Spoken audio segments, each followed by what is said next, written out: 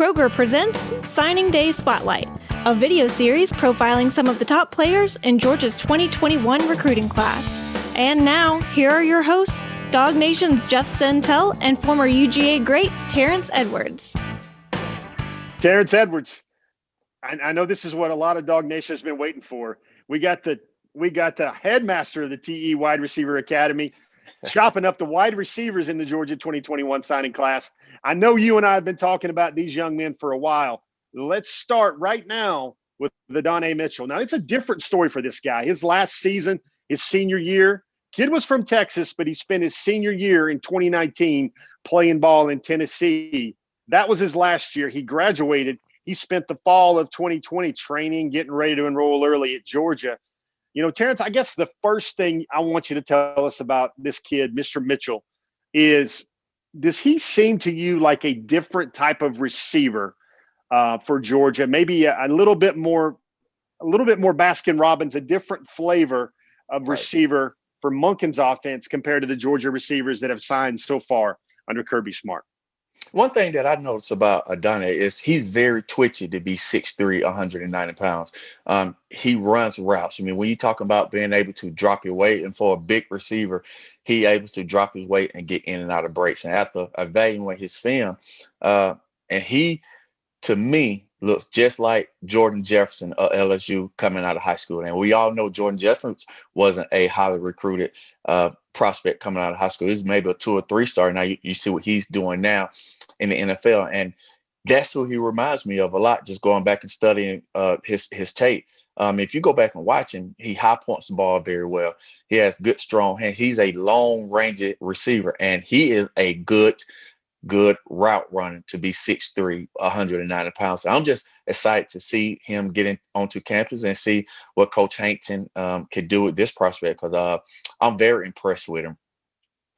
This was a guy that I guess we would call a Cortez Hankton find, because this is a guy, 3-star, probably around the number 60, number 70 wide receiver in the country. And I know a lot of fans, they go, hey, man, why can't Georgia sign those 5-star receivers? What about that momentum they established with Pickens and Rosemy and Burton and Arian Smith and Dominic Blaylock? And now they see what seems like Georgia going down in 3-star territory to bring a guy up. You know, for you, do you see this same type of ability, maybe just underrated, Terrence? And I guess the sub-question there is he an X? Is he a Y? I mean, he's not a Y, but is he an X? Is he a Z? Is he a slot receiver? What do you see are his kind of future homes in college football?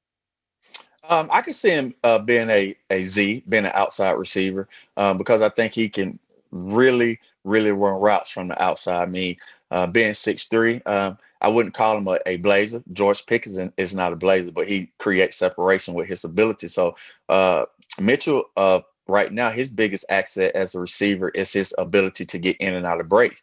So, you have a guy on the outside that big, can high point balls. I'm just happy that we got him. I know he's not one of the 5-star big names. I know fans get elated on those guys. We saw what Bama has done in that room, but if you find the right guys that fit your system, I mean, look at Clemson. Clemson doesn't necessarily have the 5-star type guys. They go out and find guys that fit their system. And we went and find the guy, I think, that Coach Monken and Coach Hankton identified as a guy that they like. I like him a lot. I think he's going to do well at Georgia. What do you think is his sharpest tool in his toolbox? You think it's the routes? You think it's the hands? You think it's the size and the skill set that's draped on that size? What do you think jumps out to you here on film? It's his twitchiness. I mean, once he catches the ball, he has to wiggle in the hips to be able to make defenders miss, to stop and go. I think that's what's going to set him apart. I mean, he could take a slant and make a couple guys miss and take it to the house. George Pickens does not have that. Jermaine Burton have a little bit of that. So he's bringing a different element that we don't have into that room. Just he's a more twitchy athlete than anything we have in the room right now. Terrence, this is already one of my favorite parts of this segment.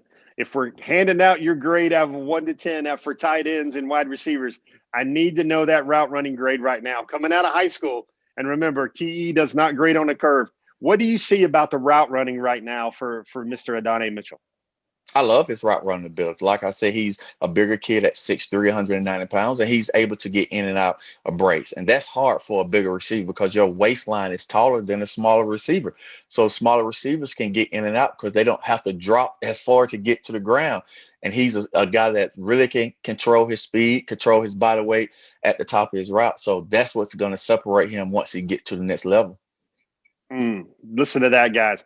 One of the greatest receivers in Georgia football history, talking about wide receivers right now on DawgNation.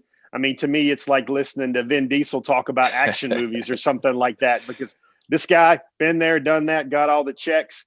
When Terrence Edwards speaks about a wide receiver, everybody's gonna listen to that. Terrence Edwards, thanks for joining us on DawgNation. We just chopped up Adonai Mitchell, 3-star wide receiver signee in the 2021 signing class. We'll be back with more on DawgNation.com.